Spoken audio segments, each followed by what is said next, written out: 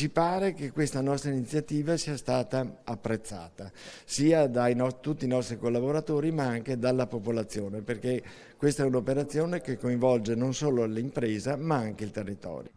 Anche i privati fanno la loro parte in questa emergenza sanitaria. Qui siamo all'Aermec, storica azienda del territorio veronese, a Bevilacqua, importante nel settore dei climatizzatori, che da qualche giorno è diventato punto vaccinale. 200 somministrazioni al giorno, circa 1000 quelle già effettuate completamente, a margine di una collaborazione avviata e a questo punto consolidata con l'ULSS 9 Scaligera. Nelle immagini state vedendo il nostro viaggio all'interno di questa azienda, che è stata parzialmente trasformata, come detto, in punto vaccinale. Una grande soddisfazione, perché noi siamo convinti che le imprese non sono solo un fatto economico, ma hanno anche una responsabilità sociale.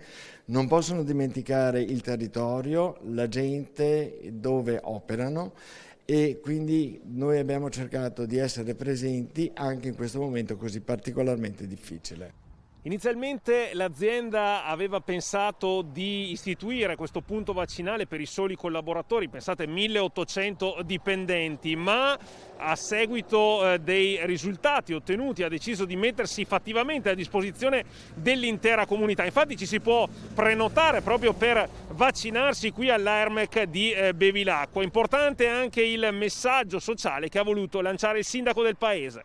La famosa responsabilità sociale delle aziende si realizza al 100%, questo è molto importante e noi davvero siamo grati a questa famiglia che sta aiutando non solo l'attività in sé produttiva e commerciale, ma anche la cittadinanza, e questo è davvero un grande segnale di